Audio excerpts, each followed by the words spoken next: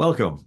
In this episode of How We Got Here, would you like to learn about the most popular Greek Orthodox saint, Saint Nicholas, and the times in which he lived? Well, the Christian church was born into a one-world anti-Christian government, the Roman Empire, and it experienced 3 centuries of severe government persecutions. One of the notable church leaders who was persecuted in the late 3rd century was St. Nicholas. He is as renowned to the Greek Orthodox Church as St. Peter is to the Catholic Church. St. Nicholas is popular to the Greeks and Russians as St. Patrick is to the Irish, or as St. Boniface or Winfrid is to the Germans, or St. Genevieve is to Paris, or St. Olga to Kiev, Ukraine. Greek Orthodox tradition tells of St. Nicholas being born around 280 AD, the only child of a wealthy elderly couple who lived in Patara, Asia Minor. Today, that's Turkey. When his parents died in a plague, Nicholas inherited their wealth. He gave generously to the poor, but did so anonymously because he wanted the glory to go to God and not to him. About this time in the 3rd century, the Pietist monastic movement spread. This is where sincere converts to Christianity would give away all their money and all their possessions and then withdraw from the world and live in a cave or as a hermit or join a monastery. And so this is what St. Nicholas did. One notable incident in Nicholas's life was when a merchant in his town had gone bankrupt. The creditors threatened to take not only his house and property, but his children. The merchant had 3 beautiful daughters. He knew if they were taken, it would probably be a tragic life for them of forced marriages or worse, even being sex trafficked. The merchant had the idea of quickly marrying his daughters off so the creditors couldn't take them. Unfortunately, the merchant did not have money needed for a dowry in that area of the world and at that time in order to have a legally recognized wedding. Well, Nicholas heard of the merchant's dilemma and late one night threw a bag of money in the window to provide the dowry for the oldest daughter to get married. Supposedly, it landed in a shoe or a stocking that was drying by the fireplace. It was the talk of the town when the first daughter was able to get married. Nicholas threw a bag of money in the window for the second daughter, and she got married. Expecting this for the third daughter, the father waited up. And when Nicholas threw the money in, the father ran outside and caught him. And Nicholas made the father promise not to tell where the money came from, as he wanted the credit to go to God alone. This was the origin of the tradition of secret gift giving and late night visits and stockings hung by the fireplace on the anniversary of Nicholas's death, which was December 6th in 343 AD. The 3 bags of gold, which Nicholas threw in the house, are remembered by the 3 gold balls hanging outside of pawnbrokers' shops, as they claim to also help rescue families in their time of financial need. As a result, Nicholas became the patron saint of pawnbrokers. After Nicholas had given away all his money, he decided to go on a pilgrimage to the Holy Land and join a secluded monastery of Zion. But before making his final vows, somehow the Lord impressed upon him not to hide his light under a bushel. He decided to go back to Asia Minor, but not before visiting the birthplace of Jesus in Bethlehem. Mark Twain wrote in Innocents Abroad, 1869, of visiting the Church of the Nativity. He said, "This spot where the very first Merry Christmas was uttered in all the world, and from whence the friend of my childhood, Santa Claus, departed on his first journey to gladden and continue to gladden roaring firesides on wintry mornings in many a distant land forever and forever." Nicholas returned to the southern coast of Asia Minor to the busy Mediterranean port city of Myra. Unbeknownst to him, the bishop had died, and the church leaders could not decide who the next bishop should be. one of the church leaders had a dream that the first person to come to church the next day would be named Nicholas, and he was to be their next bishop. Nicholas's habit was to fast all night and not eat until after communion, and then he would break the fast or break fast. As he was the first person into the church, they asked his name. When he said Nicholas, they said for him to follow them, and they told him of the dream and that he was to be their next bishop. Nicholas hesitated to accept because the Roman emperor was arresting bishops and killing them. He finally relented and became the Bishop of Myra. Soon after, Nicholas was arrested and imprisoned during Emperor Diocletian's brutal persecution of Christians. There were 10 major persecutions of Christians in the first 3 centuries, and Diocletian's was the worst.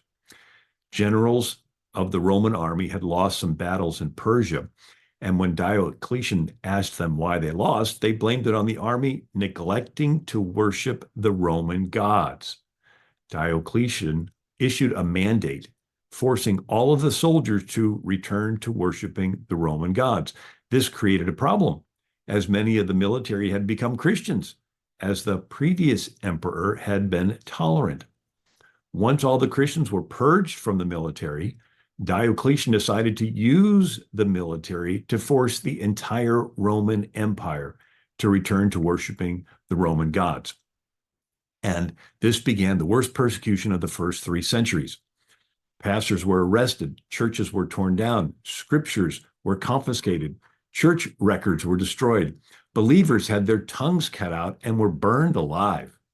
Christians cried out in fervent prayer, and suddenly Diocletian was struck with an intestinal disease so painful that he abdicated the throne on May 1st, 305 AD.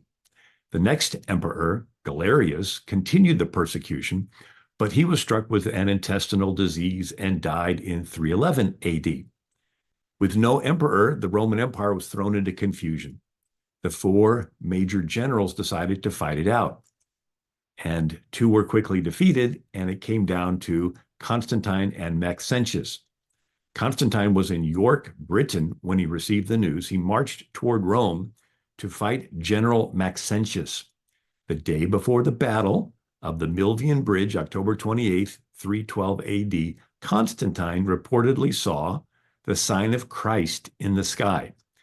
The sign of Christ was the first 2 Greek letters of the name Christ.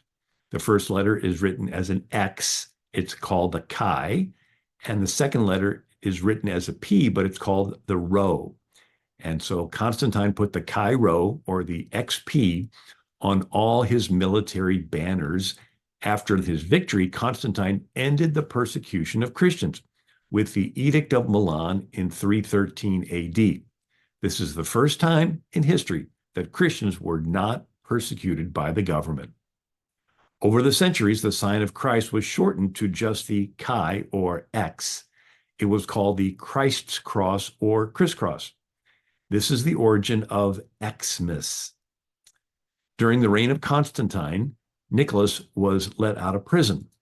Now that it was legal to be a Christian, he preached publicly against pagan sexual immorality. He condemned the worship of the fertility goddess Artemis, or Diana, whose temple was nearby, just as the Apostle Paul did, as recorded in the book of Acts, chapter 19.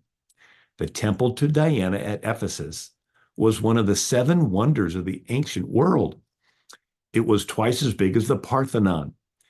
It had 127 huge pillars and temple prostitutes. It was the Las Vegas of the Mediterranean world. Nicholas preached his fire and brimstone sermons, and it led the people of Myra to tear down their local temple to Diana. And shortly thereafter, through the preaching of St. John Chrysostom, the Archbishop of Constantinople, in 397 to 403 AD, the people there tore down the enormous temple to Diana at Ephesus. During this time, the Greek Olympics were ended, which were considered pagan as they competed naked. Nicholas preached against divination, human sacrifice, exposure of unwanted infants, which was the Roman pagan equivalent to abortion, and killing babies after birth. Then the first major church heresy began. A church leader named Arius began the Arian heresy, saying Jesus was a created being and less than God. Arius wrote a catchy song, resulting in many Visigoth immigrants into Rome converting to Arianism. The heresy did not end until Constantine ordered all the bishops to come to Nicaea in 325 AD. It was the first time all the bishops throughout the entire Christian world had met together. There they ended the heresy by writing the Nicene Creed. The tradition is that St. Nicholas attended the Council of Nicaea and was so upset at Arius for starting this heresy that he slapped him across the face. So evidently, jolly old St. Nick had a little temper. Not only did Nicholas confront heretics, but also corrupt government politicians. One story was a governor, in order to cover up his immoral acts, had falsely accused some innocent soldiers and sentenced them to be executed to cover up his crimes. Unfortunately, this type of behavior still happens today.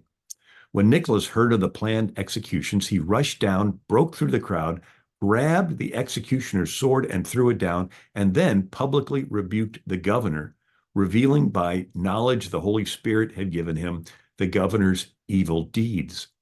The governor fell on his knees and begged Nicholas to pray for him. Greek Orthodox tradition tells many answers to prayer that Nicholas had. One was a storm. It was so violent the fishermen and sailors were unable to get back to shore. So the people begged Nicholas to help. He went down to the docks and prayed, and the sea became calm, so the fishermen and sailors could return safely to port, similar to the way Jesus calmed the sea in Matthew chapter 8. This led to Nicholas being considered the patron saint of sailors. When a famine spread across the land, Nicholas asked merchants carrying grain from North Africa to Rome to unload some grain for his people, promising that God would bless the sailors for their kindness. On their return trip, the sailors reported that the grain that was left in their ship had multiplied like the little widow's meal barrel as promised by Elijah in the first book of Kings. St. Nicholas died December 6th, 343 AD, and generations followed his example of giving gifts to those in need. The Dutch pronunciation of St. Nicholas is Sinterklaas or Sant Niklaas.